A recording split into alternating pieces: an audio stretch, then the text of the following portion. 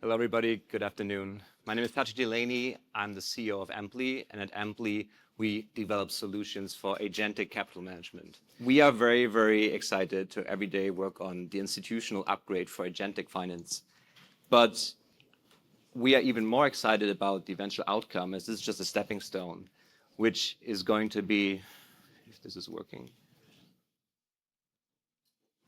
there you go, which is going to be the agentic upgrade for institutional finance. There's a slide missing.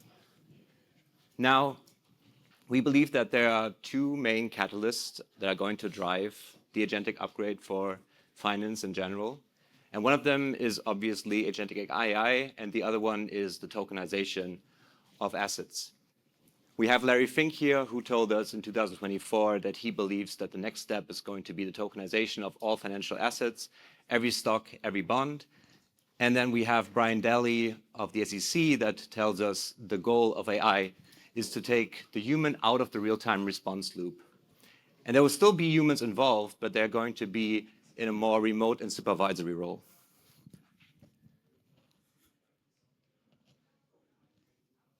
This is a visualization of an agent that got built by a company called Giza, who we are partnered with.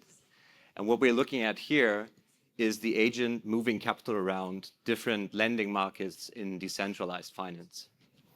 Now, the agents have several advantages over human traders and capital managers. They never sleep, they never blink. They can process huge amount of data simultaneously. They are amazing risk managers because they can monitor the health parameters of all the markets they have exposure to 24/7.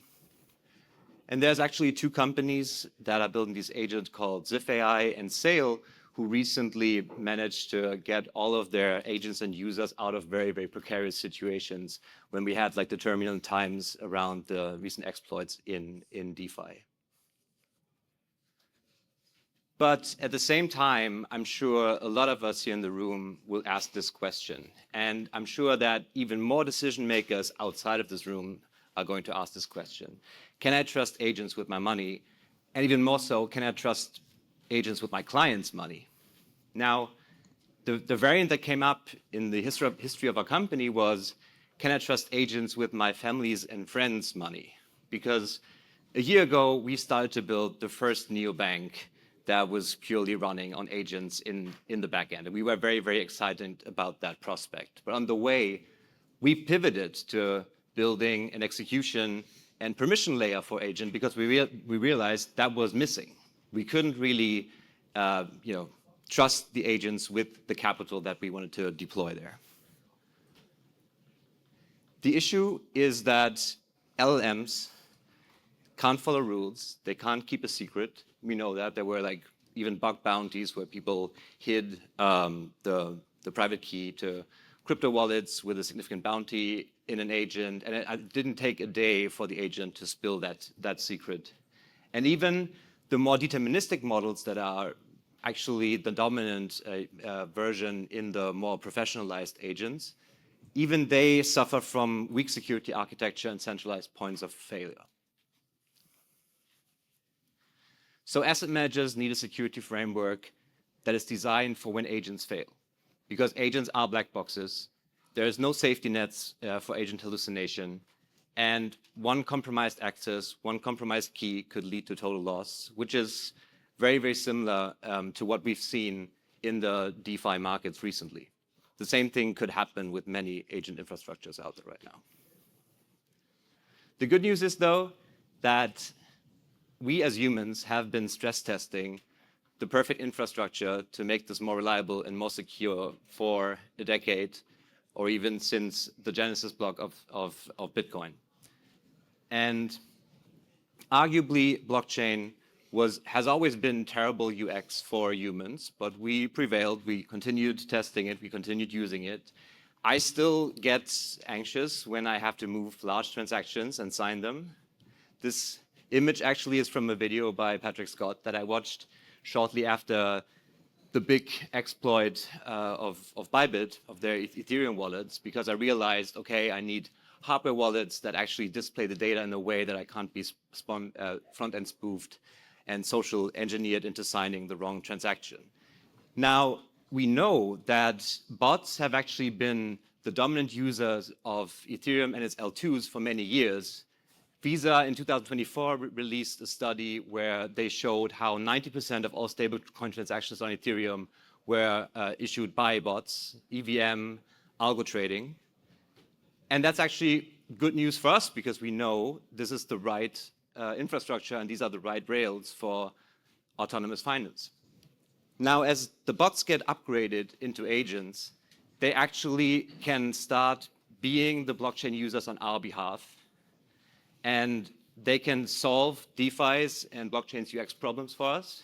And at the same time, we can use this infrastructure in order to channel and confine the agent's behavior, which is going to be key if we want to dedicate large amounts of capital to them. How we architectured this draws from constitutionalism, because we are essentially looking at trust problems. Blockchain technology is a response to a situation where two counterparties can't trust each other, and we wanted to cut out the middleman so we can create an immutable trust layer. In our case, it's a very similar situation where we as humans can't really control or trust the agent's behavior. So we drew from constitutionalism, where the principle is very, very similar.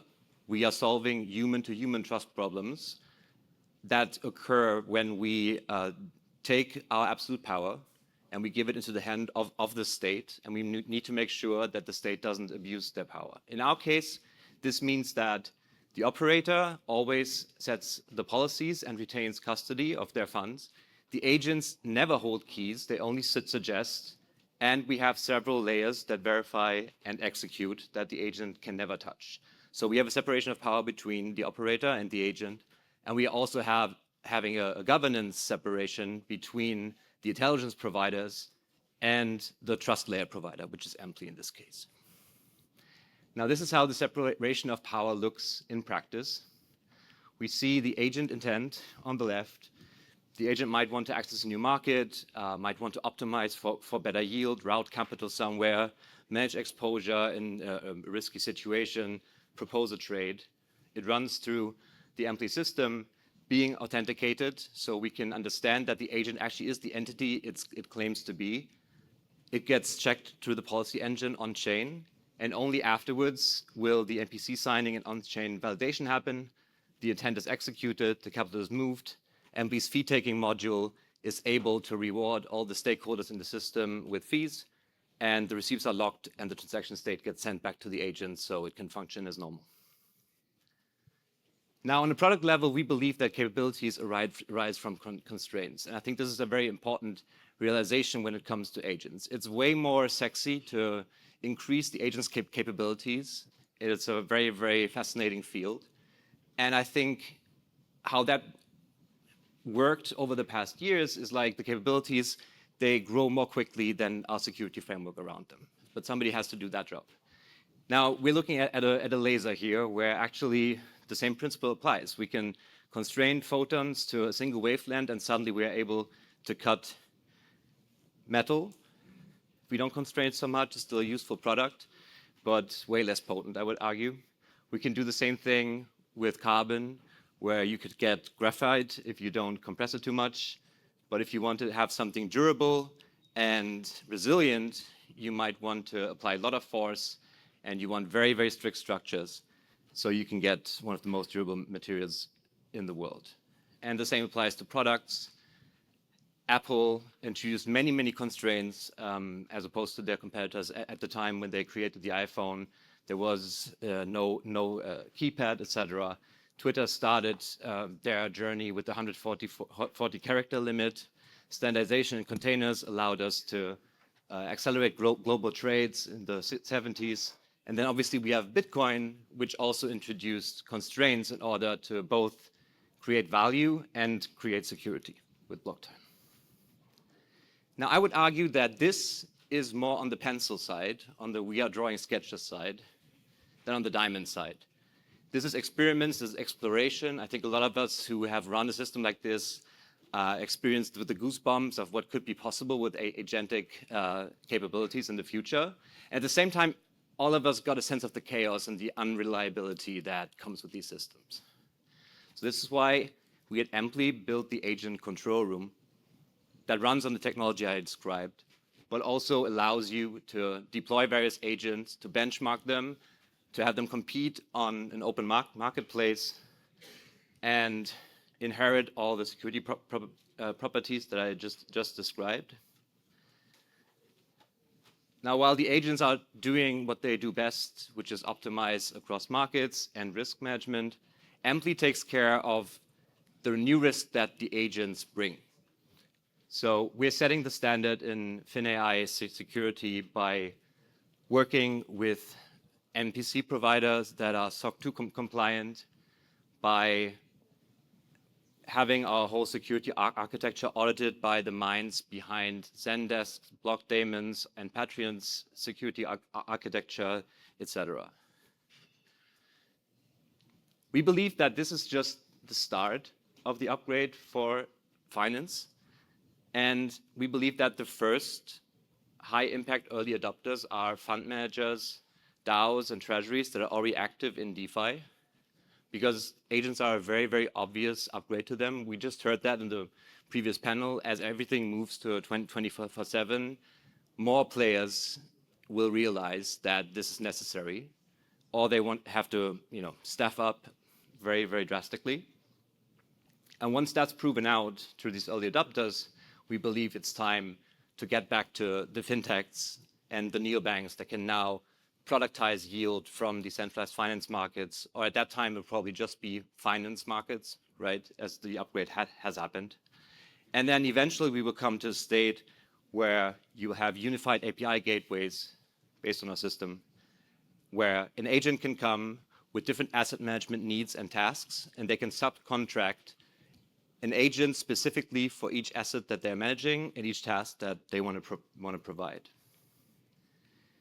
Now, if I managed to get you a little bit excited about the agentic upgrade for finance, or if you want to talk to us about the agent control room and be part of our first pilots, I'm happy to talk to you later, or send me an email here at p@ampli.net. Thank you.